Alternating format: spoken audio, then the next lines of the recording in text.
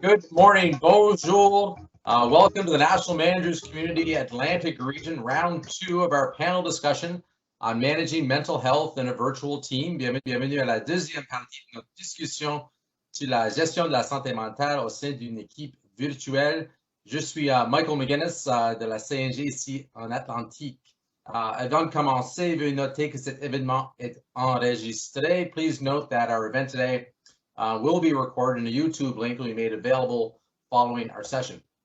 I'd also like to acknowledge that I'm in Prince Edward Island, which is the traditional unceded territory of the Mi'kmaq peoples. Je reconnais que l'on travaille tous dans des endroits différents et que par conséquent, vous pourriez travailler sur notre territoire traditionnel autochtone.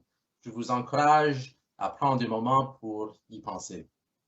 I also want to note that we're doing our best to make this a bilingual session, et nous vous invitons à vous sentir libre de poser les questions ou partager vos commentaires dans la langue officielle de votre choix.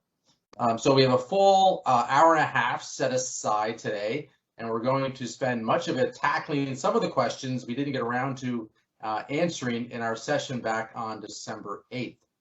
Alors, pendant la prochaine heure et demie, nous allons essayer de répondre à les questions auxquelles nous n'avons pas pu répondre lors de notre séance du 8 décembre.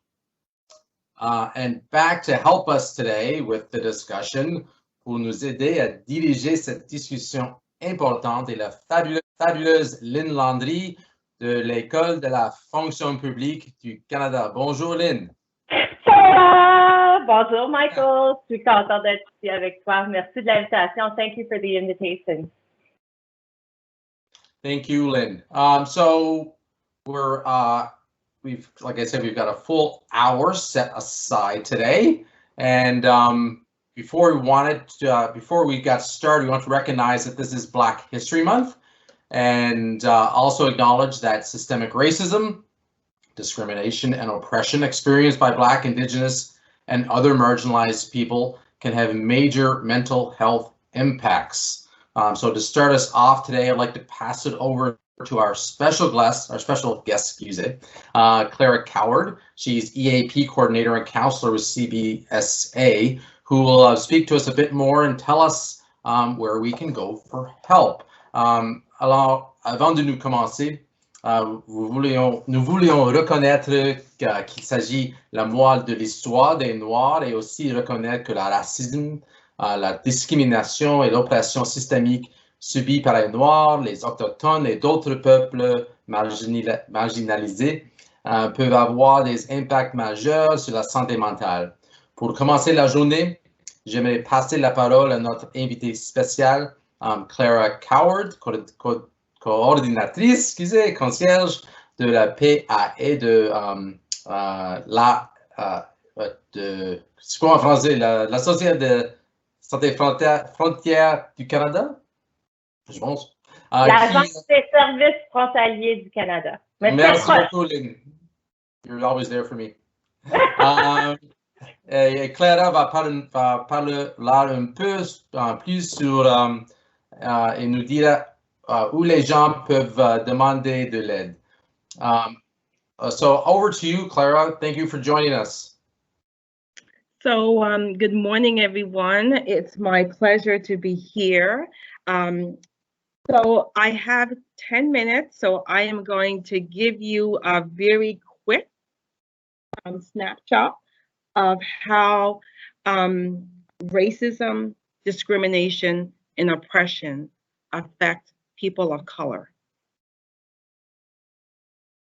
So before I begin, I want to highlight that this discussion and topic is one that is very broad and complex. The complexity I cannot address in 10 minutes, but that being said, I am asking you to lean in while I give some concrete and helpful information on how systemic racism, discrimination, and oppression of Blacks or marginalized people can impact their mental health. And I want to say, yes, it does impact their mental health. Lynn, do you want to Ah oui, je peux faire ça, Clara. Moi, j'allais Yeah. parler à la fin. I was going to do like a big at the end, but that's okay. I Okay, can talk you want to do a now. big at the end? No, whatever works Ah. for you. Can you turn on your camera so we see your pretty face? Absolutely. Donc, c'est pour nous dire que c'est le mois des Noirs, puis que le racisme, c'est vraiment quelque chose qu'on voit, c'est systématique, il y a beaucoup de discrimination, puis en plus, ça affecte beaucoup, bien sûr, la santé mentale. Donc, Clara va nous expliquer ça, puis à la fin, je vais faire un résumé global. So keep going, and when you're done, I'll do a global summary of it all. Okay, perfect. Thanks, Lynn. Thank you. So, racism is systemic, and it's woven into our Canadian culture. Racism, it leads to discrimination, which leads to oppression. Okay? Due to time, I am unable to go into depth of how this is formed, but I can give you a short description of how it affects people of color, specifically Blacks. So within our society and workplace, we have been catapulted into addressing and looking at racism within our society. This is not a new phenomenon. What is new is that Blacks and other marginalized groups are now videotaping the injustices that has been happening for centuries. We, as a society, can no longer turn a blind eye to what is happening in our society and workplace. Knowing the history, we can now identify that racism affects Blacks and people of color mental health. So I want you to sit with that for a minute. Knowing our history, and I know I can't go through all the history, but trust me, there is a history. Racism does affect Blacks and those that are marginalized, their mental health. So when we think of like racism and what it is, right? So I'm going to take this definition, but I'm going to break it down a little bit. So it's a belief that a race is fundamentally detriment of human traits and capacities, and that racial differences produce an inherent superiority of a particular race. Okay, so when we think of racism, we think of, okay, other people being treated differently. And what does that treatment look like? And then when someone is treated differently, how does that impact you? Okay, so how does it impact me, of a woman of color, being treated differently than, say, another person within the workplace at the same level or not at the same level? But how is that treatment different? How does that impact me? Does it impact me? Right? Does it impact me? Or am I just like letting it roll off my back like nothing? Well, I'm here to say that racism affects a person's mental health, okay? So we are now seeing that long-term effects of racism, discrimination, and oppression is characterized by trauma. So when we think of trauma, we tend to think of maybe, something like a rape, or you got robbed, or you were in the military, something happened, or you witnessed a car accident. But it is now documented and proven that racism is like a trauma.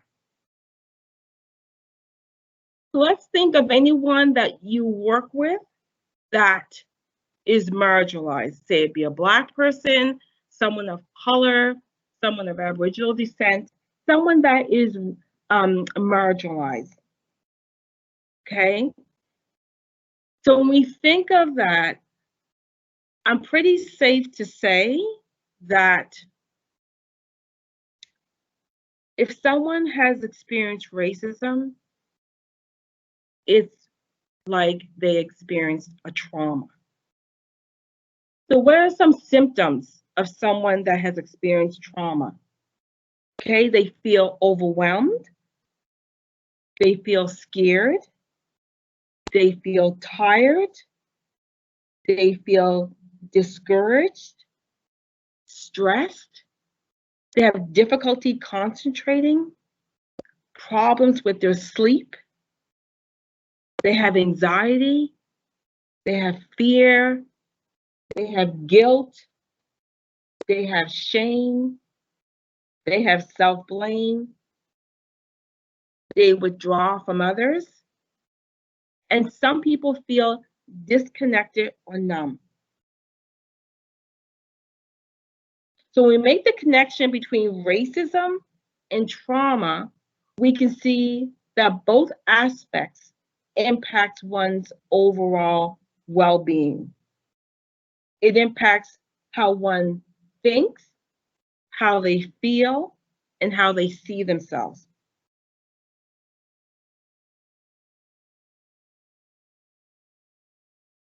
So now that we're kind of seeing the impact of racism on mental health are the following, okay?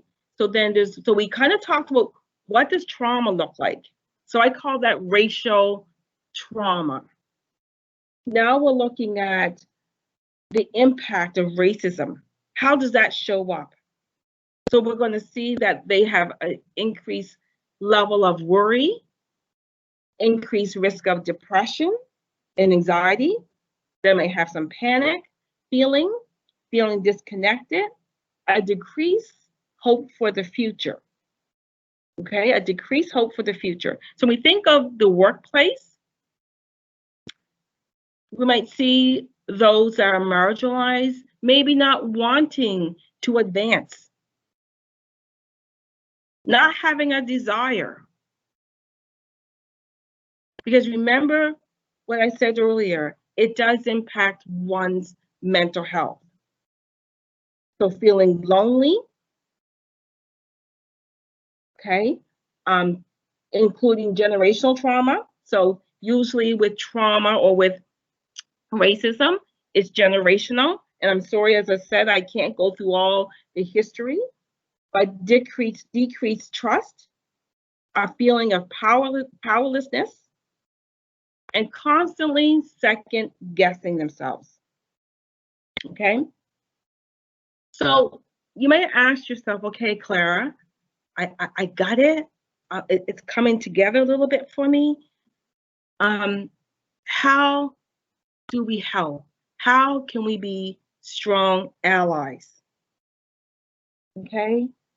So for Black History Month, there are 4 key components that I guess we're trying to educate on.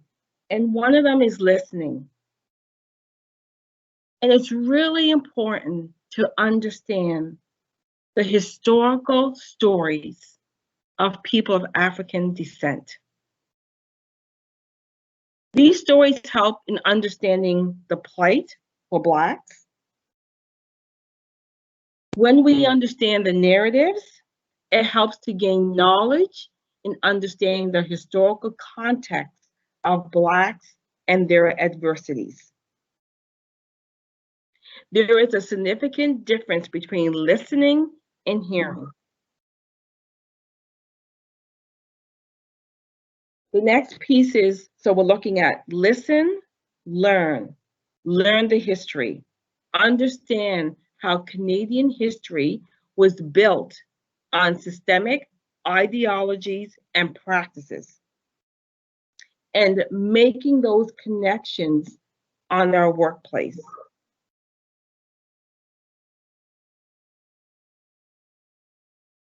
Next piece, share. Share with your employees the information or some of the information that you are hearing today. How racism does affect those that are Black and those who are marginalized, mental health, and the ways I described earlier, such as racial trauma. The next one is to act. So now that, hopefully we want to be allies, when you see any microaggressions, macroaggressions within the workplace or society, stand up, speak up. The silence is deafening and validating if we do not stand up. So I leave you with a quote. We may have come in on different ships, but we are all in the same boat now. And this is a quote by Dr. Martin Luther King. Thank you. Thank you, Clara. What a great message that you're giving us, and what a great way to end it.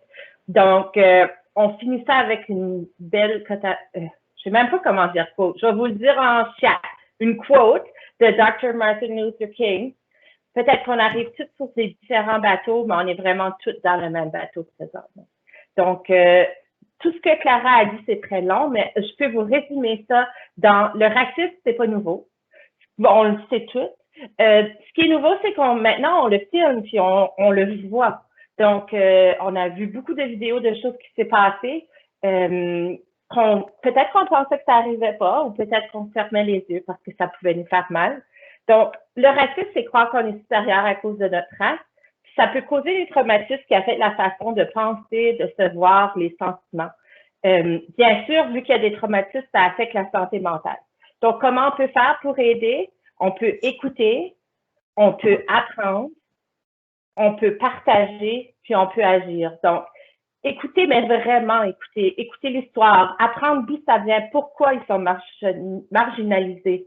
Partagez avec vos employés ce que vous avez vu, ce que vous avez appris. Puis, laissez pas faire les microagressions. C'est important de faire quelque chose qu'on voit quelque chose qui n'est pas correct. Puis, merci beaucoup, Caroline. C'est ça, c'est une citation. Donc, en français, c'est la citation de Dr. Martin Luther King. Thank you so much.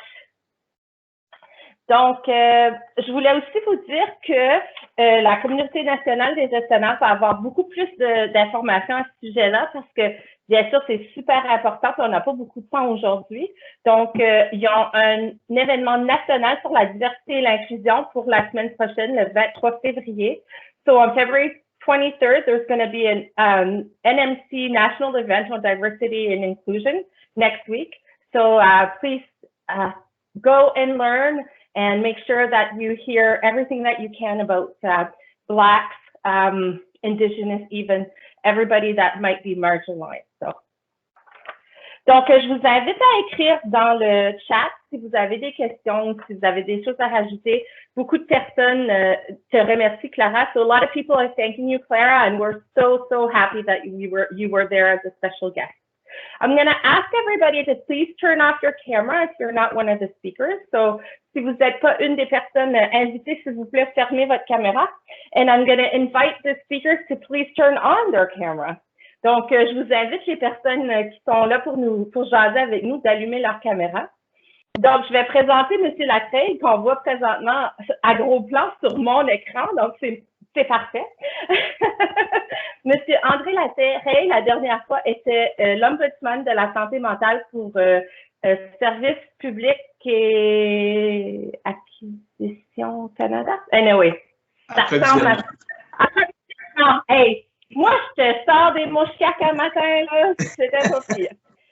Le monsieur Latreille est chanceux, il a pris sa retraite. Présentement, il a sa propre compagnie, le groupe Altis. So, Monsieur André Latreille is here as the ancient feels old, the previous ombudsman for mental health for Public Service and Procurement Canada, and he has retired, and now he's the founder and president of his own company group, Altis, and that company offers coaching sessions, evaluation in workplaces, des interventions informelles de résolution de conflits, des présentations. Donc, on est vraiment chanceux que vous êtes là avec nous. Merci beaucoup, M. Latreille.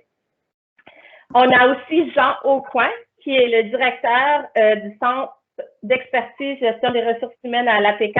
So Jean is the Director of Center of Expertise Human Resources Management Atlantic Canada Opportunity Agencies. That's weird that it's longer in English than in French. You must have done something about that, Jean. I think you added words, but thank you for being there, Jean. We also have January Brown, Regional Wellbeing Coordinator, Public Service and Procurement Canada, donc la coordinatrice régionale du bien-être, Service public et approvisionnement Canada. And last but not least, Anita Goodfellow, the Managers of Workplace Wellness, Veterans Affairs Canada, donc gestionnaire du mieux-être en milieu de travail d'Anciens combattants Canada. Comme on peut voir, Anita a la veille de s'envoler avec la maison d'en haut. Donc, on va essayer qu'elle reste ici pour toute la séance. So thank you once again for being with us here today. Michael mentioned right at the beginning that we had a long list of questions that were left over from the previous sessions. So we're going to start with those, but if you have any questions or comments, please feel free to share it in the chat, and please do so in your language of choice. Donc, vous pouvez poser vos questions, comme on dit en bon acadien, dans le chat. Donc, allez-y, en anglais, en français, en chat, c'est tout correct. We'll figure it out. So, on a groupé les questions dans 3 thèmes. Donc, on va commencer avec le premier, qui est de créer un environnement sain et sécuritaire. Donc, je vais demander à Jean et January. Peut-être on va commencer avec Jean. We hear a lot about occupational health and safety, and many of us can easily understand its importance and the hazards to our physical safety. But how about mental health and safety? Is there more awareness needed on how we look at this and the importance we give to the hazards in our mental health? Any advice for managers on how to approach this? So one of the examples that we're giving was that if we see like a rickety ladder on a construction site or somebody not wearing their hard hat, it's pretty obvious that we need to do something about it. Or if I'm sitting like this, you're going to tell me to sit up straight so my back doesn't die by the end of the day. So how would you do it for like your stop, be careful, you need to do something when it comes to mental health? So Jean, if you want to start, in January after. Merci Lynn, merci tout le monde. Thank you everyone.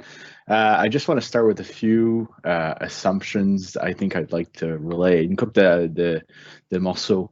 Donc en premier, inquiétez-vous pas si vous vous sentez pas pleinement informé. Moi, dans mon rôle, je rencontre beaucoup de collègues à travers du pays qui sont responsables pour la santé et sécurité au travail, puis on se sent tous de la même manière parfois en termes de ces responsabilités ici. On veut continuer à en apprendre plus, puis en participant aujourd'hui, vous en faites certainement partie de ce groupe-là qui veulent en apprendre plus. So don't worry if you don't feel equipped or informed. I meet many people across the country that feel the same way, and we're all learning. The second point I wanted to make was that remember that everyone has mental health. We think of physical health, but everyone in this virtual room and everyone you work with has mental health. So remember that. Et le troisième, dans la fonction publique fédérale, la majorité des employés tombent sous ce qu'on appelle des knowledge workers. So we in the federal public service, we work as knowledge worker, which means psychological health and hazards likely play a far more important role than physical hazards do in your workplace. There's certainly a few exceptions, but generally speaking, psychological hazards are the most prevalent hazards that we need to consider today. Je vais commencer, j'ai mentionné ceci la dernière fois, référé aux 13 facteurs psychosociaux qui font partie de nos milieux de travail. So the 13 psychosocial organizational risk factors that were originally published by Simon Fraser University researchers. I will put in the chat as soon as I'm done speaking the link to Guarding Minds at Work, which is a website that has extensive information on those factors and what we can do as managers and as organizations to help support mental health in the workplace. But I guess using the adage of the rickety ladder, what does mental hazards look like in the workplace? Well, it is very logical, and if we in connecting with your people, you can certainly identify them. So things like high demand and low control on your work, things like high effort work that is low on rewards.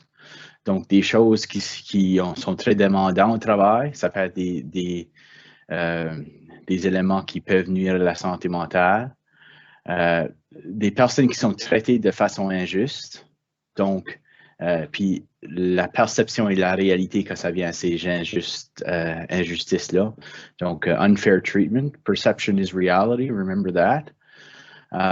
Si qu'il y a du travail excessif, donc excessive workload, and as managers, if you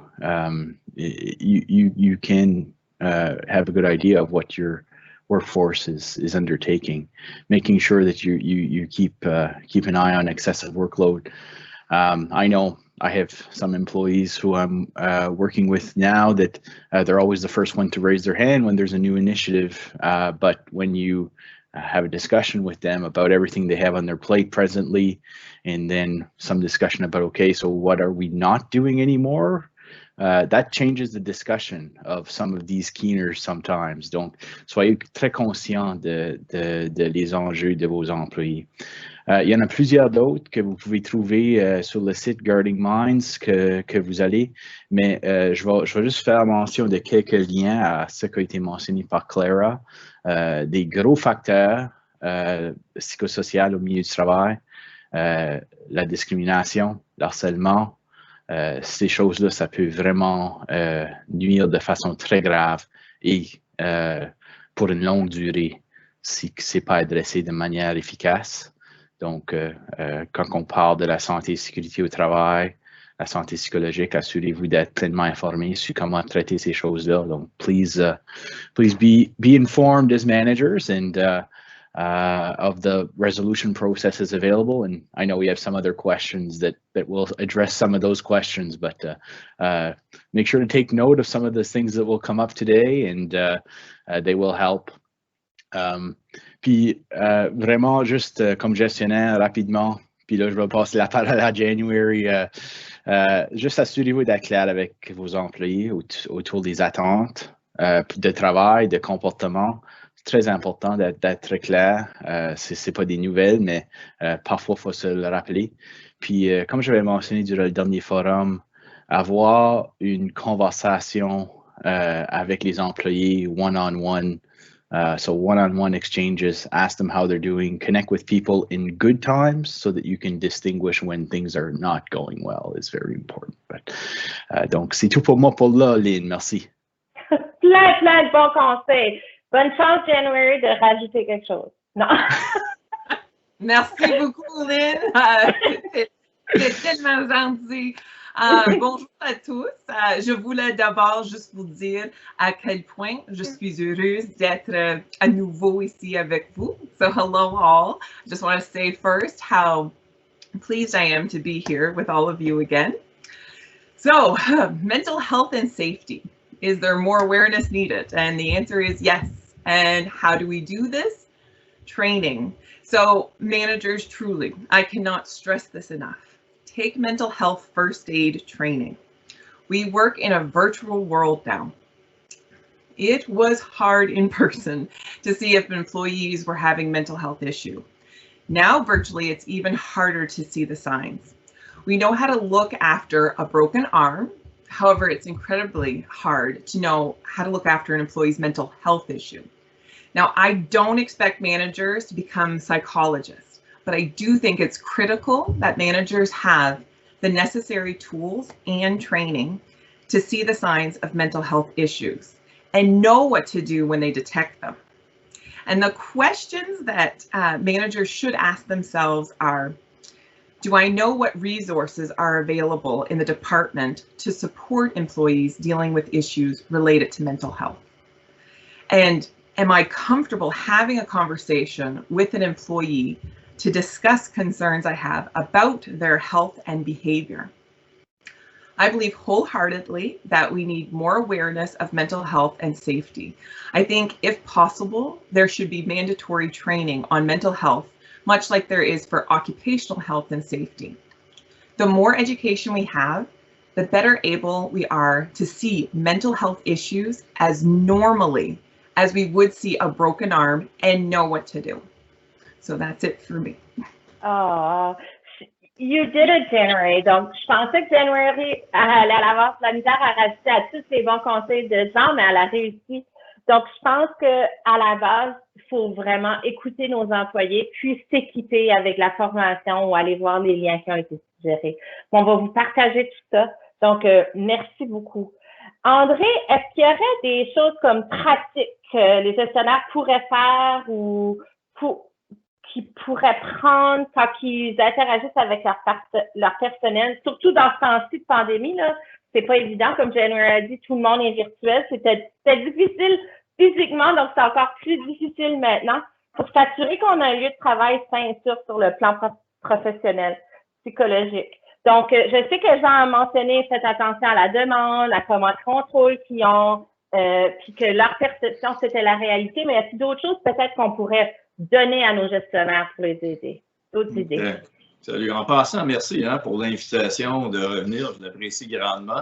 Puis je veux aussi féliciter Clavent là, pour ses propos très inspirants pour commencer la session ce matin.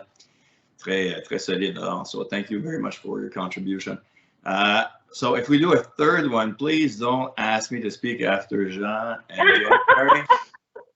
You know, when they say steal the thunder, yeah, they talked about a lot of the things that I wanted to mention, but I still have a few things. I think the most important thing for a manager is to create a trusting environment. A trusting environment meaning that employees feel safe to speak about what's happening in the workplace and what is affecting them as well in the workplace, coming from their reality, their personal reality. And if you're able to do so, I think you're able to encourage further dialogue, because you know that you'll be trusted, no judgment, and able to put forth some of the challenges that one is facing. And you can't really separate what's going on at home and at work, right? Especially when we're working from home. So that to me is very, very important. One thing I saw over the last year, and I think we had a demonstration of this morning. So the panelists, we got online like 15, 20 minutes before the actual event. And there was a lot of banter, right? On s'amuse, on se taquine, on crée un climat par lequel on apprend à se connaître puis se faire confiance aussi. Et c'est incroyable comment tu apprends des choses quand quand tu as des discussions qui ne sont pas structurées et tu laisses libre recours aux gens de parler de sujets qui les intéressent. Tu apprends à connaître les gens. Alors, tu sais, c'est déjà un premier indicateur de voir quand les gens vont bien, quand ils vont moins bien. Et ça, c'est significatif. Alors, tu sais, si vous avez la chance de faire ça, commencer vos rencontres, c'est peut-être 10-15 minutes d'ouvrir les caméras avant pour que les gens puissent échanger. Je pense que ça crée un esprit d'équipe qui est là. Le deuxième, puis ça, c'est des choses que j'ai entendues avant que je quitte et ce que j'entends encore, c'est le nombre d'employés qui reçoivent des courriels le soir, la fin de semaine, des appels la fin de semaine. C'est la délimitation n'est plus là, hein, ou moins là. Je ne veux pas généraliser, là, but for a lot of managers, you know, you want to do good, you want to ensure that you're meeting your objectives, you're there for the corporation, you want the boss to know that you're doing well, you got the handle on it, but you may be pushing your employees a bit further than what is the expectation. And the expectation is if the employee is going to be in a good position, they will deliver, they will produce, they will contribute, they will give you what you want, but take away the energy from the employee at one point in time, this is where you're going to suffer as an organization, as a group, because you're simply going to burn out your folks. You're not letting them recharge their batteries and come with all the energy they can bring to the team. So that's maybe another issue I'd put. And the third one, and I'll piggyback on what Jean and January were saying, I truly believe that 13 psychosocial factors are key to ensuring that as teams, you're able to put the finger on what's working and what's not working. So the city of Ottawa has done like 13 little videos, I think they're 5 minutes each, that talk about what each of these factors means, the definition, its application, and it's so fun to take team meetings once every month, once every 2 weeks, whatever fits the bill, and have those presented at your team meetings and talk about it and ask the question, are we a poster child of what the definition is? And if so, excellent, keep on doing what you're doing. If not, then what can you do as a team to bring it back to where you're supposed to be and be in an optimal situation, if you want, for employees to want to stay there and blossom in your environment. Alors, je vais arrêter là parce que je sais que le temps va nous manquer à un moment donné. Puis, si on me donne un micro, moi, je vais le garder encore pour longtemps, mais je ne vais pas faire ça ce matin. Alors, je vais laisser la chance à d'autres collègues de s'exprimer également. Je sais qu'Anita a des choses extrêmement intéressantes à nous partager aussi. Vous êtes tous super intéressants. On est chanceux de vous avoir parce que je suis impressionnée qu'il y avait tout ça à rajouter à ce que Jean et January a dit. Mais c'est vrai, je pense que si on est capable de faire ce climat de confiance, que ça va ouvrir vraiment la porte pour le reste. Jean and André, I have a very difficult question for you, and I'll get André to start first because he said he doesn't want to go after you, Jean. So we'll do that way. What if you as an employee feel, and again, we said perception is reality, that you're all alone, that everybody is kind of against you, like that you've like tried speaking to your manager, tried being trusting, and puis qu'on a partagé avec un gestionnaire, puis on se sent vraiment tout seul. À qui est-ce que ces personnes-là, avec qui pourraient communiquer? Qu'est-ce qu'ils peuvent faire? Donc, Jean? Oh, j'excuse, André, et mon doux. Je m'excuse, c'est André. Jean aurait pu répondre à cette question-là aussi. Mais s'il veut ajouter à ce que j'ai à dire par la suite, qu'il ne se gêne pas. Alors, le message que tu envoies dans la question, Lynn, c'est que les gens ne sont jamais seuls. Hein? C'est un peu la responsabilité de l'organisation aussi de s'assurer qu'il y ait un filet là, de programmes et de services qui sont là pour répondre aux besoins des employés. C'est aussi la job du gestionnaire de savoir c'est quoi ces programmes-là. Pas seulement pour informer les employés, mais aussi pour les gestionnaires eux-mêmes qui peuvent avoir un besoin là, de consulter. Alors, je ne ferai pas la panoplie, mais il y en a qui me viennent facilement en tête. There's the Employee Assistance Program that offers a variety of different services. There's Informal Conflict Management System, which is maybe tool you up to have a conversation, a difficult conversation with an employee, with your manager, with your boss, whatever. They can offer facilitation as well, mediation. There's full opportunities there. There's the harassment coordinator, and this takes a whole new meaning now in the world of C65. So C65 has been in place now since January 1st. It's still in infancy, baby steps, but departments have done a good job in preparing themselves. So if you're not sure what is available out there, the options that you have, especially in this new environment, I mean, don't be shy to consult. And often many people go to see the harassment coordinator with the same issue. I mean, it brings up something that can be spoken within the organization by protecting individuals' name. You can talk to the labor relations folks as well. Again, if they know that one area of the department, they're always getting information back that there's somebody's bullying, intimidation, or whatever, they can do something about it. Je ne peux pas passer à côté de la fonction d'ombudsman.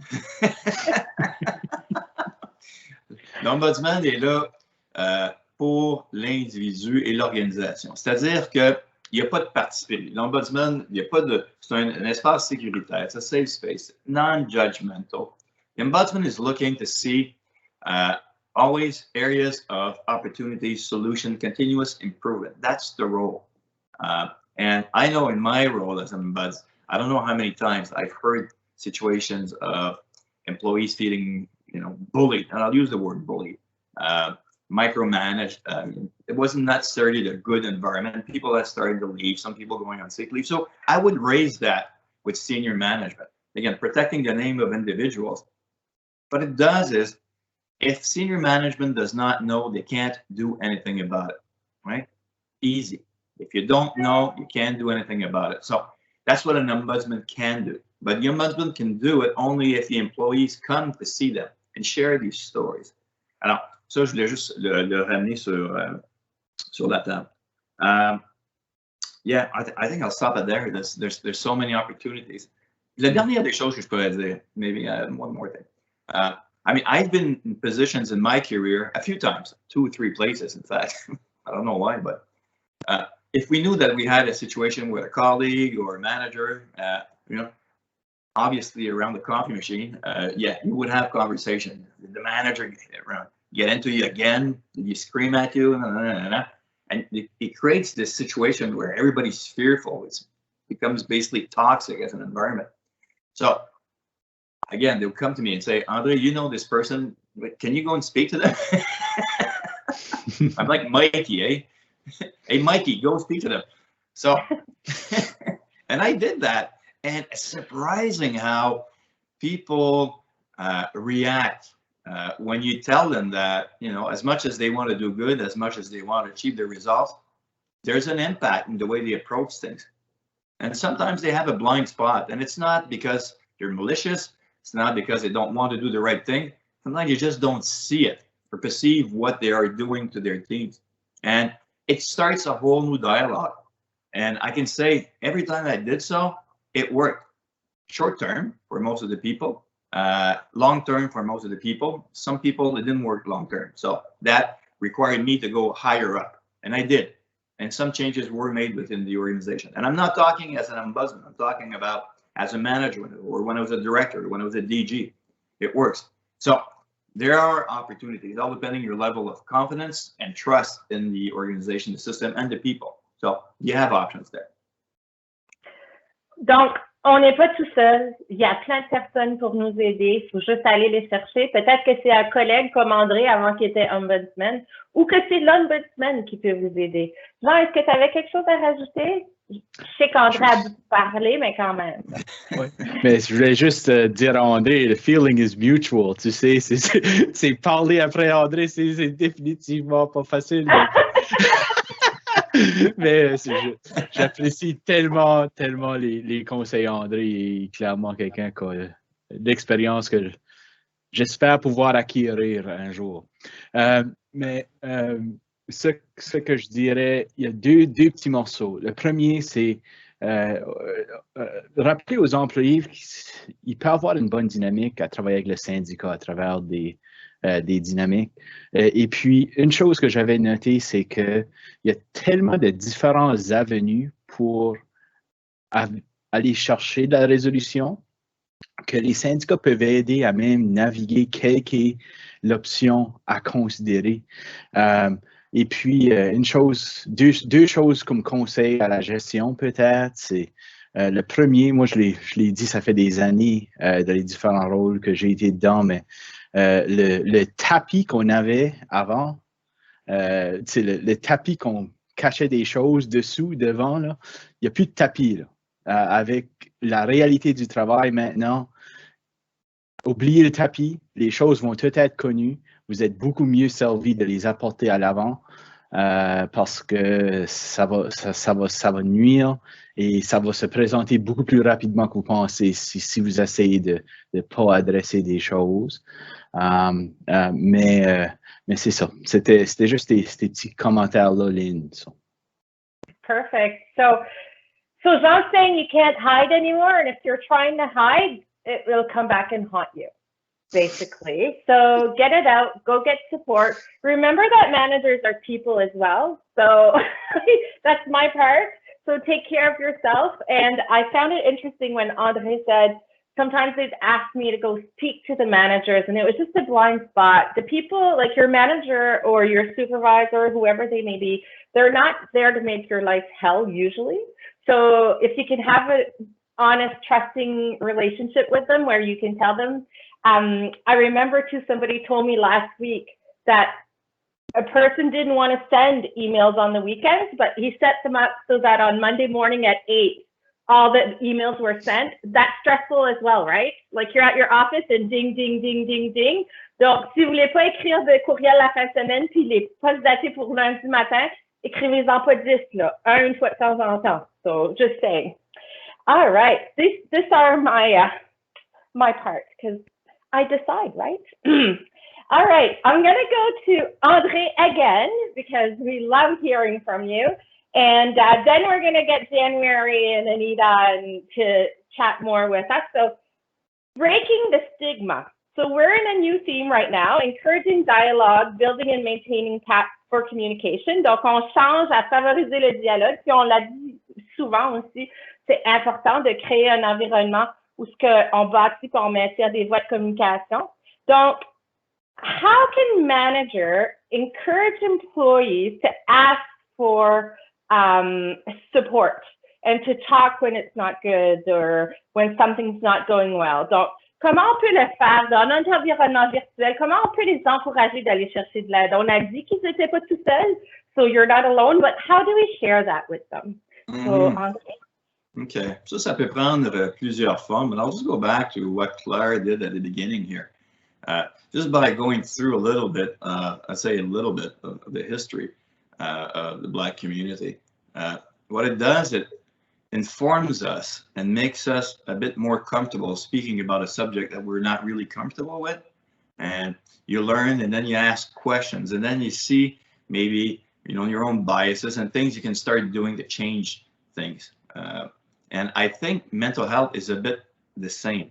And on a very personal note, you know, at one point in time had no clue what depression was or burnout, right? And the normal reflex is to say, come on, you know, watch comedy or do this, do that. And you give those simple things to people and it resonates zero. Why? Because they're living something that we don't understand. And once you get to understand a little bit, once you inform yourself, then you realize that maybe the way you're connecting with the individual is not the right way. The support you're giving is not the right one. And I've gone through a few episodes with people I know very close, and it has changed totally my mindset and the way I approach and how I support. So a lot of it is vulnerability. And I did share a lot of that with my team in terms of what I experienced. And you know what? It brought other people to start sharing their own situation. So we're better able to understand one another and certainly be non-judgmental, which is very important. And stigma is about the fear of judgment. Once you understand it is normal, then you have a different type of dialogue. So vulnerability, being able to speak freely about what you experience, what you've experienced, helps a whole lot. On a very personal note, last week I received a phone call from somebody who saw my profile on LinkedIn and essentially said, André, I don't know if you realize, you changed my career, you saved my career, and probably saved my life 12 years ago. I said, what the hell? And this was somebody who was wonderful in the workplace, and then something just went south. So the person was not her normal self in the workplace, created a lot of tension, and people were not comfortable around this individual. To the point where the person left to seek medical support, got diagnosed, and now is on a program to support her to be herself, right? And you know, this person went from AS2, I think she was at that point in time, to I think she's an EX1 now. And when I had seen the situation, I had lived it previously with somebody else, so I knew that, you know, just that one person can just steer you in the right direction and offer some form of protection for individuals who do not want this. Il n'y a personne qui choisit ça. Hein? Il n'y a personne. On parlait tantôt là, des os, puis des muscles, etc., des choses qu'on voit. On ne voit pas ce qui se passe dans la tête, mais c'est là. On est des humains. Alors, on ne peut pas faire fi de ça. So, vulnerability, very important. And if nobody feels comfortable enough to have those conversations, there's a service, it's called the Federal Speakers Bureau, Bureau des conférenciers fédéraux. Ils ont des gens qui ont vécu des expériences extraordinaires qui peuvent venir avoir des discussions dans vos comités, dans vos temps de hall, juste pour commencer la discussion. Alors, n'hésitez pas à le faire. L'autre chose, tantôt, vous parliez de Mental Health First Aid, et c'est des gens qui vont s'équiper à la base juste pour avoir un peu de discussion et des bons mots pour aider quelqu'un qui peut-être ne va pas très bien. Alors ça, c'est un autre moyen là, qui peut être utilisé. Alors, on n'est pas à court de moyens. Je pense qu'on souhaite voir, c'est de la volonté et que l'employeur et les gestionnaires accordent l'importance qu'on lui doit dans la façon de gérer une équipe, le temps qu'on en parle dans nos communications. It cannot be lip service. It has to be lived. It has to be part of the fabric of what an organization is. So I'll stop at that. Thank you. Great comments, Ante, as always. So learn about Black people, learn about mental health, learn about Indigenous. Donc, apprenez sur l'histoire des Noirs, l'histoire des Autochtones, apprenez sur la santé mentale. Si vous avez vécu des choses, partagez. So if you have lived through it, share. You never know the impact that you can make on someone. As Andre mentioned with his example of somebody who said, you practically saved my life. So don't be afraid. Have that trusting relationship. Be vulnerable and non-judgmental. Donc, il faut qu'on puisse être vulnérable, mais aussi qu'on ne juge pas. Donc, what makes a good human being, in fact, makes a good manager. Donc, ce qui fait qu'on est des bons humains nous rend un bon gestionnaire. January, last time we had a lot of discussion on using camera for virtual meetings. I don't know if you remember. So one of them said that maybe somebody, like if I turn my camera off, you know something's wrong, but doesn't mean the same thing for everybody. We're all different, right? But it's easier to have like a relationship, and c'est plus facile aussi on dirait de connecter quand on voit l'autre personne sur la caméra, malgré qu'on ne devrait pas croire que si on les voit pas, on peut pas connecter. Do you have any advice to get people to turn on their camera without making them feel anxious or uncomfortable? Sujet délicat, tough subject, because it has come up quite a bit because, you know, they're calling it camera shaming and different things. So clearly the way we work has evolved. And so now we need to adapt to our new reality, which heavily involves camera use during a meeting. So I'm going to go over the pros of having a camera on, plus address the misunderstanding that if a camera is turned off, something is wrong, as well as some tips on how to encourage camera use. So for pros for having the camera on, it holds you accountable and focused. So when your webcam is on, everyone can see what you're focused on. So this awareness keeps us actively present and in sync with what's happening on the call. So in turn, you're more likely to be focused and not multitasking. It creates better connections and engagement. So seeing our team on camera, like it encourages real conversation and interaction. It also minimizes misunderstanding. 93% of communication is nonverbal, and 55% of that percentage is facial cues. So that's a lot. So it also minimizes any sense of isolation that you may have. So using a webcam allows for an environment that is closer to in-person connection than communication channels such as like the phone or instant messaging. So there is a misunderstanding that if a camera is turned off, something is wrong. So I believe it is very important to not jump to conclusions that something is wrong if an employee has their camera on. So in truth, it is a conversation to be had with the individual. So now my tips for encouraging camera use comes down to two things. So one, educate your employees on the pros of having a camera on, along with providing details on how to set their backgrounds in MS Team or Zoom. So they need not be concerned about people seeing into their home office, as unique as it possibly can be. And also, if they don't want to look at themselves on a camera, they can go old school and place a sticky note over the small square where they can see themselves. I'm not kidding. A lot of directors I've spoken to, that's exactly what they do, so they don't have to see their face all day long. The second tip is don't push the use of cameras for every meeting. So this is like that meme that's gone around. This meeting could have been an email. So don't use Zoom or MS Teams when you can use the phone. And please use an email when you need to communicate one-to-many. Because sometimes meetings could be a teleconference call. There is a big push right now for walk and talk calls at the moment. So I think too, if how interactive the meeting could determine camera use. So if you're being provided information, then why push the camera use? Explain to your employees that you will plan some meetings where cameras are absolutely optional. So that's why when you have a team meeting, there is significantly less pushback from employees to have their camera on. And one last tip when scheduling meetings, attempt to schedule the meeting to end at 45, 50, or 55 minutes. Don't just run with the default time of 30 minutes or an hour.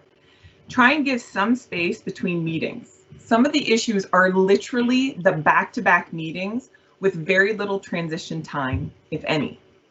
And I think that the nuance here is that camera use is desirable for most of us, but for some people, it's just not. So we need to question why we value it and help them understand it's about us feeling connected, not just them. At the end of the day, camera switched on is best to keep employees feeling connected, focused, and preventing multitasking. However, understanding that Zoom and MS Teams calls actually impose a great deal of cognitive load on people. So having a camera on is actually exhausting. Therefore, think twice if the meeting you are scheduling requires a camera, or if the meeting could be a call or email. And please note, some of my points are coming directly from an article posted by CBC. It was called, the name of it was called, "Not Every Remote Work Meeting Needs to Be a Video," says business professor. And this was from a Harvard Business School professor, Tisdale Neely. And I will share the link with Michael so he'll be able to distribute it. So that's my 2 cents on camera use. Ah, c'est des super bons points, January. Donc, forcez-les pas à chaque fois. Des fois, il y a quelqu'un qui a mentionné aussi, on peut avoir des problèmes d'Internet, c'est stressant. Mais peut-être faire des réunions où on dit, OK, celle-ci, là, on va tout mettre notre caméra pour mieux connecter. Expliquer les pros aussi, pas les pros, les points pour d'avoir la caméra, que c'est plus facile. Souvent, c'est pour nous aussi, c'est pas nécessairement pour l'employé. Et puis, j'ai beaucoup aimé le petit, mets un petit post-it sur où ce que c'est pour pas te regarder, parce que j'ai passé beaucoup de la réunion à me regarder. Je trouve que j'ai vraiment des beaux cheveux aujourd'hui, mais en tout cas, là, tu sais. Mais sérieusement, si on va avoir une pause, on pourrait mettre un petit papier devant, ça pourrait nous aider. Donc, super bon point. Puis, tu vas nous partager l'article que tu as trouvé. Donc, c'est merveilleux, on va pouvoir s'y référer. Jean, donc, présentement, et là, je suis... frustration seems to be very common in this virtual workspace. So technology, computer crashes. Right before this meeting, I had 2 updates. It's like, oh my gosh, I'm not going to be able to be at the meeting. So it's very stressful. Sometimes it takes longer to do some tasks when we were in the office. So are there any resources that would help with dealing with this frustration? So, and anything that managers can do to ensure that they understand and they deal with the team's frustration in that. So please go ahead. Thank you. That's a really good question. And I know this question came when we did our last, and I think as we're moving through the pandemic, we are all learning how to use the technology even better, and we'll continue to do that probably for the rest of our careers, regardless of what happens with the pandemic. But for managers, I think modeling patience and understanding is really critical. So you have to, you do have to model complete patience for the technological challenges. And I mean, not to flip the question necessarily, but I always advocate that every challenge is an opportunity. And in things are not as they were, and there are new challenges, but there's also opportunities. So you may face some technological setbacks, but you have the opportunity to connect with more people more frequently than ever before in our new reality. So your computer crashes, that's okay. You can always squeeze in a follow-up afterwards. It's not a big problem. Mindset is the key thing, right? So when you're facing those technological challenges, or your staff are, your mindset and modeling that mindset is key. Remember that everyone's facing the same reality, and a reasonable person will understand a technology setback. And if an unreasonable person raises an issue, that's not a reflection on you, it's a reflection on them. So be understanding and patient. It may ruin their day, but it doesn't have to ruin yours. So I think there was an element of this question about completing work assignments. And I'd argue that if you're having performance issues now, you may have had them before, and they just may be more visible now. The basics of performance management haven't changed in the new reality. The same principles of setting expectation, giving training, coaching, feedback, and then giving an opportunity for correction, those still exist. They're still the same. You're just doing it from your basements or from wherever you are now.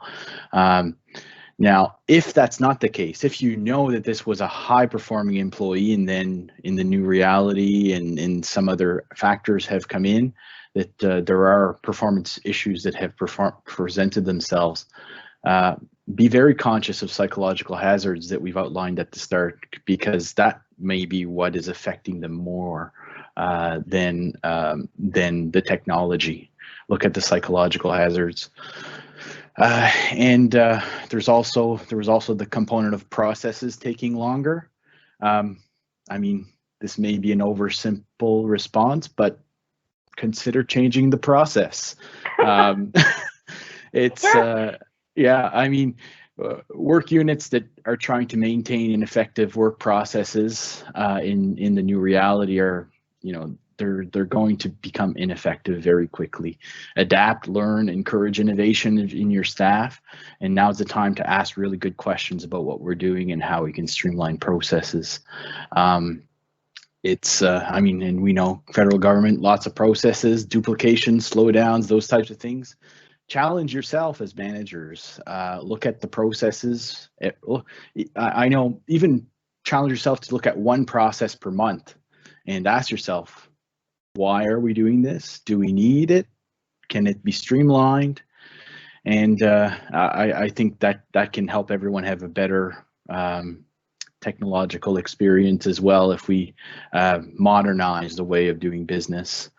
Donc, n'hésitez pas de changer le statu quo. Vous pouvez considérer des changements. La nouvelle réalité ouvre les yeux à beaucoup de ces changements-là qui peuvent être faits. Puis, vous pouvez garder n'importe quel meneur dans les grosses organisations comme Toyota, les organisations qui sont connues pour être efficaces puis fiables. La raison, c'est qu'il y a de l'innovation qui se passe à tous les petits unités de travail. Ça se passe à ce niveau-là, puis encouragez-les dans votre personnel aussi. Le temps est opportun pour du changement. Winston Churchill, I think, said, never waste a good crisis. Don't waste this one. C'est tous des bons conseils. Donc, c'est peut-être le temps de regarder à vos processus, de faire des changements. Ça ne veut pas dire parce qu'on est en pandémie qu'on ne peut pas. Oubliez pas, comme je dis toujours dans mes cours, les personnes dans les relations de travail sont vos amis. Donc, si vous avez besoin d'aide, allez-y, ils sont là. Mais si vous avez des problèmes avec des employés, par exemple, probablement que vous les aviez avant. Donc, c'est encore le même processus, donner des objectifs clairs avec des choses qu'il faut suivre, supporter-le, donner de la formation. Puis, j'ai beaucoup aimé ce que ça dit. Ça a tout à voir avec comment on pense. Donc, quand notre ordinateur fait 2 reboots, par exemple, donc ça fait 2 fois qu'il redémarre, ben peut-être que c'est le temps de juste prendre une pause puis faire une petite marche ou d'appeler quelqu'un au téléphone à la place ou de changer de façon de voir comme « Ah, je peux pas travailler ». Ben, c'est l'univers qui nous dit qu'il faut qu'on prenne une pause. C'est ça qui se passe à ce moment-là. Tu es en train de dire qu'on ne peut pas utiliser l'ordinateur pour jouer au frisbee? Ben, on peut. C'est une autre façon complètement. Yeah, it might be difficult if I use it as a frisbee, especially today in the snow. Comme dans la neige, je pense pas que ça va bien faire.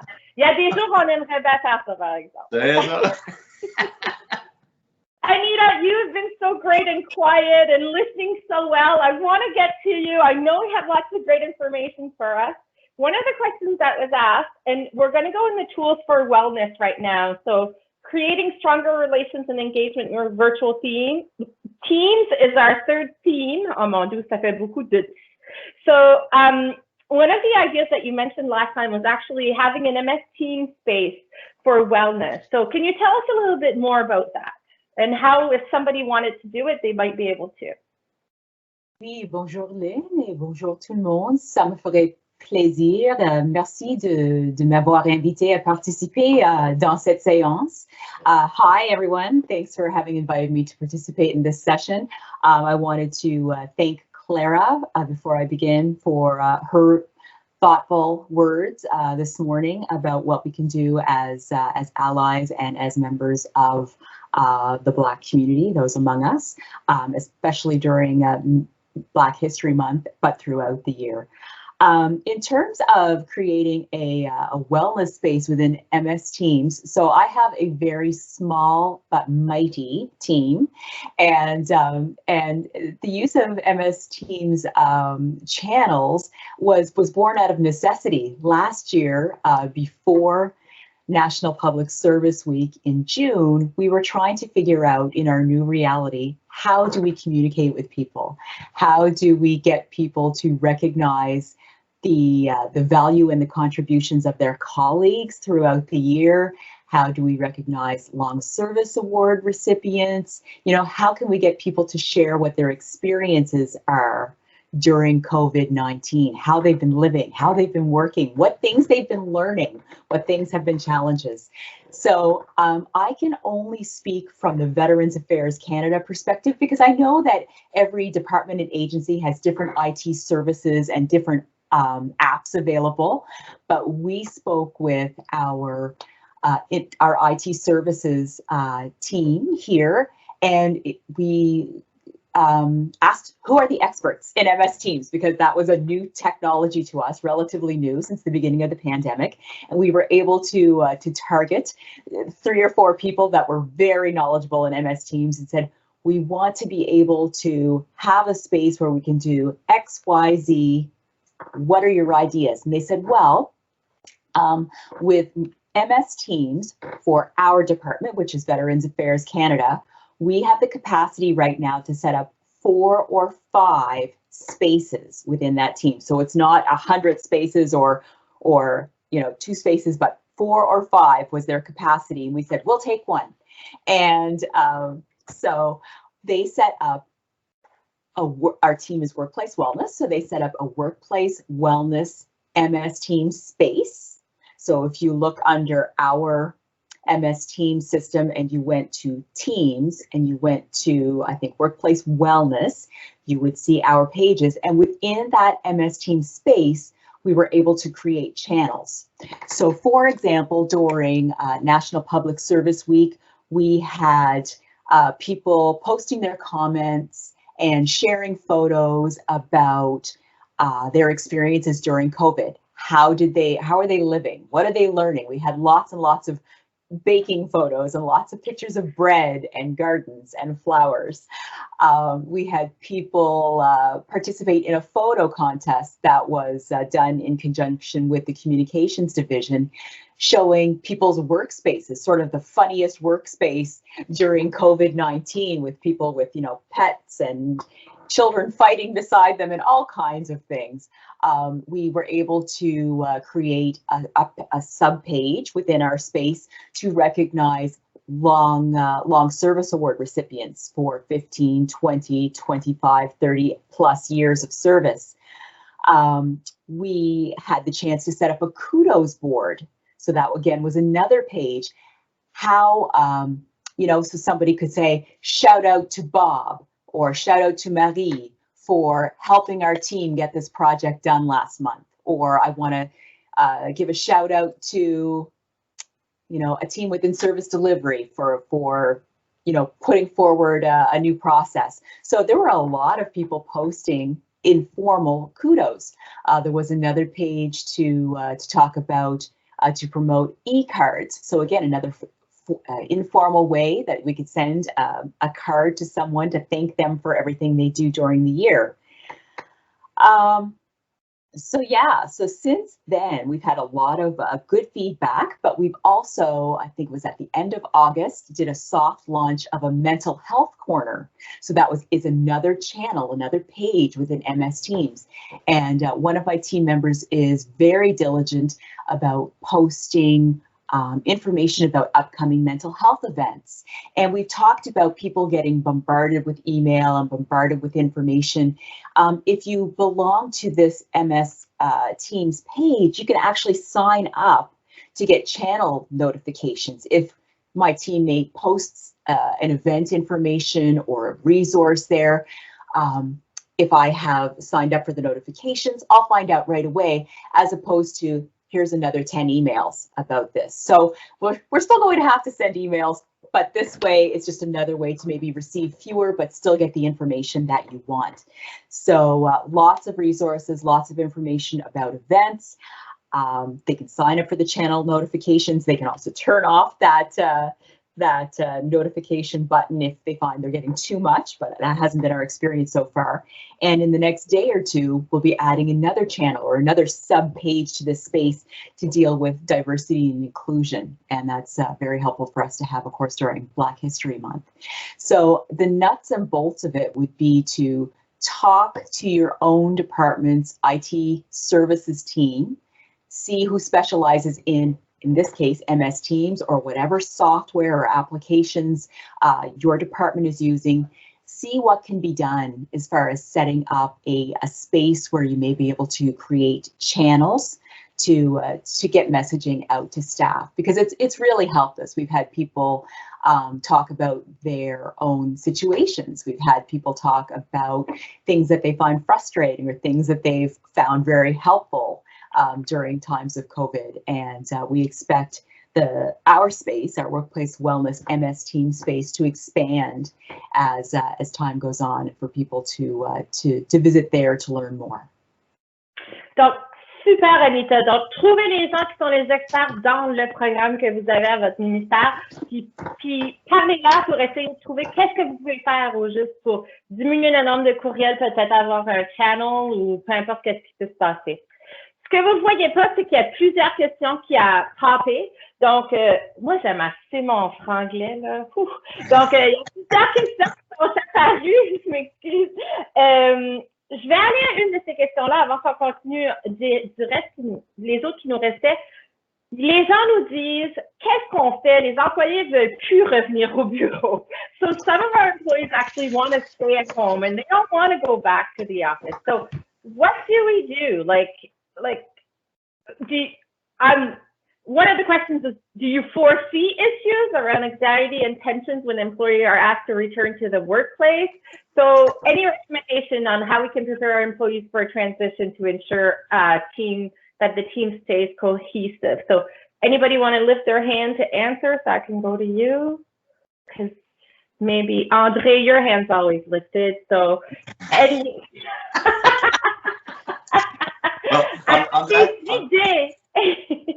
on that question, I mean, I'm sure my colleagues will want to add, especially since I'm no longer in the workplace. So for me, that's not a big issue. But I certainly see. We're all witnesses to this. We can make this work by doing telework. Maybe it's going to be 2, 3, 4 days of telework, maybe 1 day in the office, 2 days in the office. I don't know. We'll see. I'm sure employers will certainly be asking employees what are their preferences, how they'd like to function when we're able to start going back physically to the office. I think the challenge will be for managers is to create or maintain that chemistry within the group.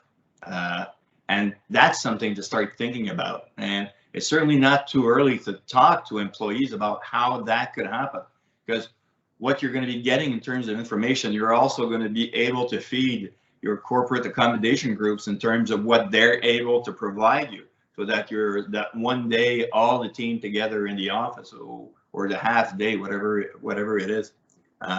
So I don't foresee that we're going to be forcing anybody, unless it's really operational requirements, to have a physical presence 5 days a week. It works, but we cannot forget that you'll be able to do a lot of wonderful things if you're working as a team, and being able to see one another, share stories with one another, and creating again that trust. That's so important.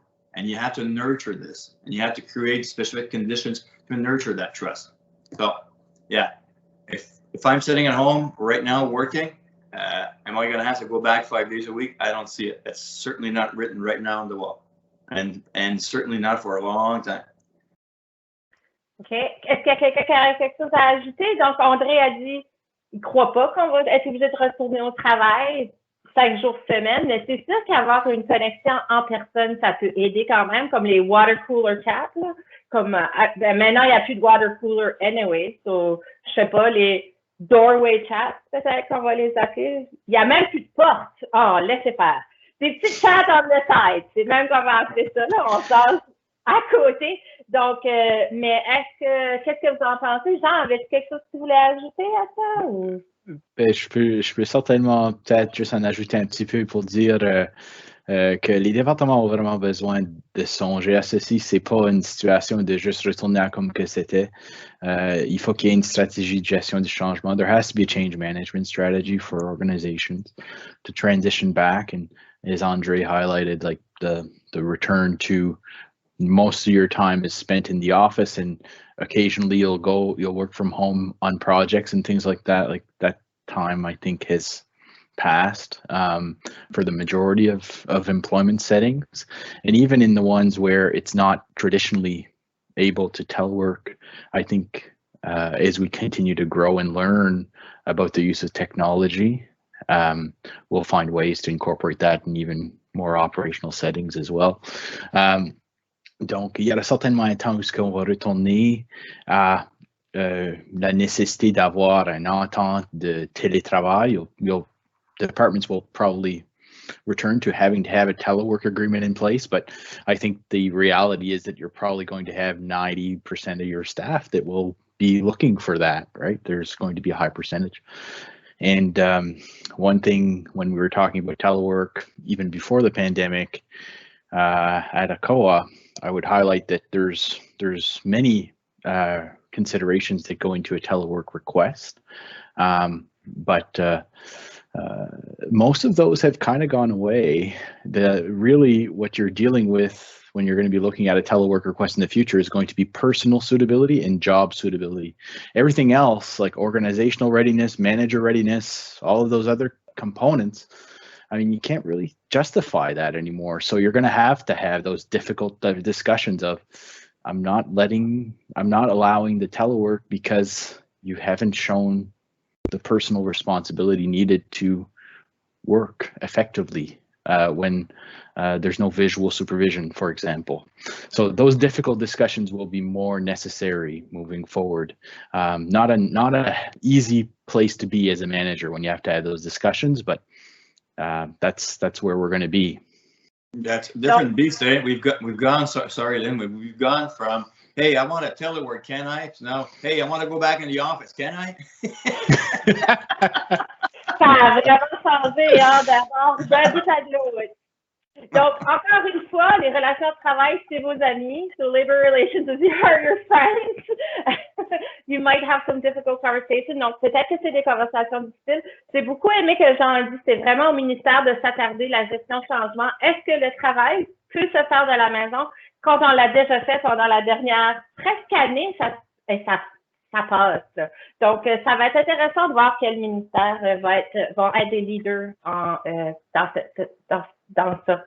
J'ai une question aussi que quelqu'un a posée que souvent vos employés disent qu'il y a beaucoup de stress, il y a beaucoup de choses à faire, puis ils continuent d'en mettre là. Ah ouais, on en met, on a des choses à faire, on a des priorités, puis comment qu'on fait quand on voit notre équipe qui est en train de déborder, puis comment on fait pour les aider? So how do we help our team as we're getting more things to accomplish? And we don't get extra people. We just get more things to do. So any tips and tricks on that? OK. Moi, j'ai une question. Est-ce que tout est important? Est-ce que tout est prioritaire? Ah. Hein? That's a good... Again, the boss pleaser, yeah, we need to do this, need to do that, yeah. Okay, so pile on. At one point in time, nothing's going to happen. You're going to burn out your people. So that doesn't make you a very good leader if you're burning out your people. So you got to have those conversations with your team to see how much they're able to handle, what's really essential, what's not, and bring those conversations back to senior management. There's decisions to be made. You can't do it all. You're just going to burn your people. Simple as that. And you're going to accomplish things which are going to be late. You're going to have some consequences that come with that. Plus, you're not going to be an employer of choice. People won't want to go and work there. Don't want to lead that type of organization. So tell me about how you're going to get those results then. For people who stay back, who have more and more on their plate. So you got to have those types of conversations. Stop, talk, think, and then do something with it. And hopefully you do it more proactively than reactively. André, il est à la retraite, ça va bien, là. Parler, non, je fais une blague, André. Mais c'est le temps de regarder qu'est-ce qu'il y a à faire. Qu'est-ce qui est important? Qu'est-ce qui doit être fait? Parce que si vous continuez à en mettre pour vos employés, ils vont faire un burn-out. Vous n'aurez même plus de résultats. Vous n'aurez plus personne là. Puis on ne sera même pas un employeur de choix. Personne ne va venir travailler chez nous. C'est un super bon point. Un des points qui a été apporté aussi, c'est comment on fait pour encourager les employés de déconnecter de leur téléphone et de leur laptop quand c'est plus les heures de travail. Donc, nous, on va être un bon gestionnaire. So, in being a good manager, we want our employees to shut their laptops, their phones, put everything away when it's not work time. How can we encourage them to do that? What can we do? Est-ce que, Anita, do you have an idea, maybe? Okay, go ahead. Yeah, je pense que la meilleure façon de l'éviter, c'est de ne pas envoyer une centaine de courriels chaque soir ou chaque week-end. Comme il faut vraiment s'arrêter et être un bon exemple pour les autres et de ne pas avoir les attentes pour votre équipe qu'il faut regarder leur téléphone pendant toute la soirée. Ce n'est pas, oui, exactement, by example, c'est justement ça, comme quelqu'un l'a rédigé dans le chat. Moi, je vais utiliser le chiac maintenant. Je vais emprunter le terme, mais oui. You're right. We can't, like you said, it ties into the last question. We can't try to do everything and then push it into the evenings and nights. And Andre, said we have to pick our priorities, because if we try to do everything, we're probably not going to do a great job or the best job with everything. So we have to set limits for ourselves. We have to allow ourselves and our team to rejuvenate in the evenings and on the weekends. Yeah, nous devons nous reposer. C'est tellement nécessaire pour avoir des têtes claires les matins, pour être productive et productif, pour mener une équipe productive. C'est tellement important. Donc,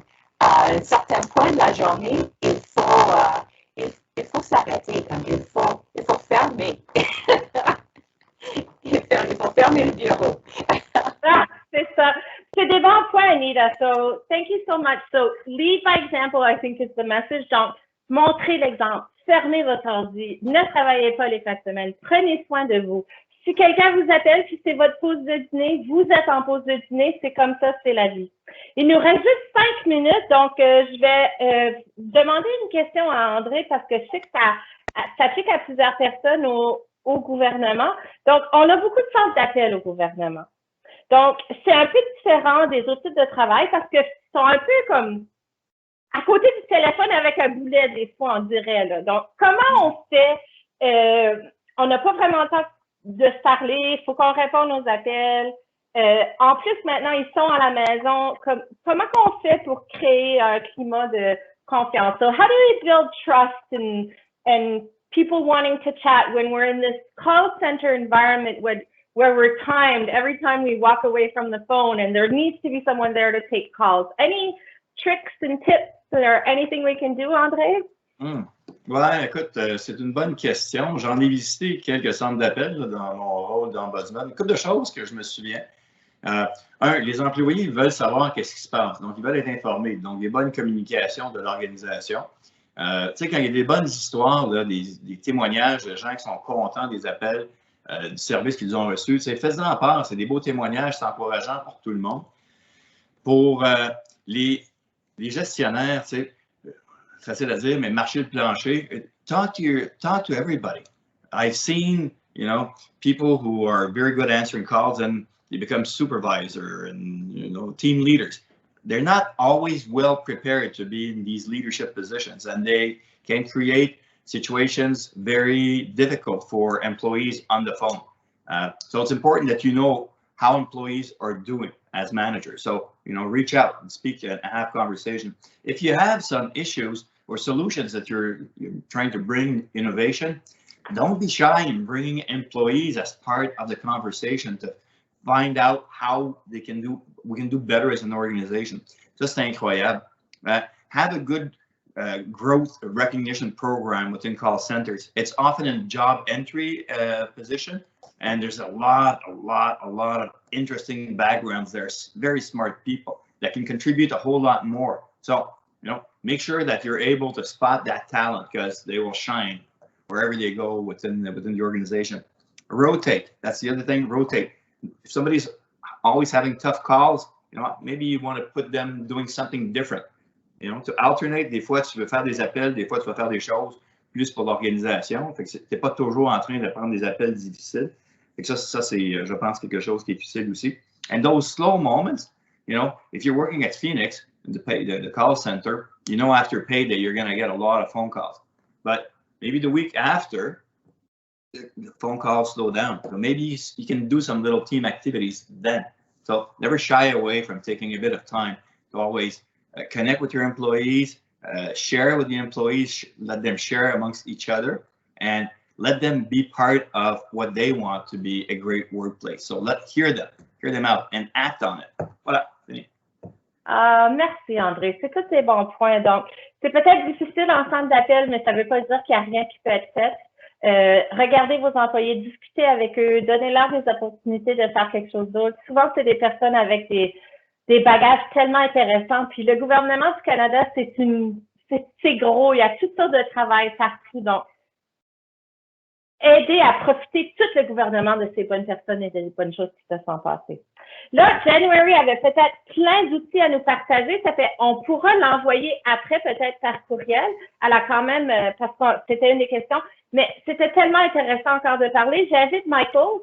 Il m'a laissé être superstar aujourd'hui. Donc, Michael, now you can take over the star role, and I will shut up now.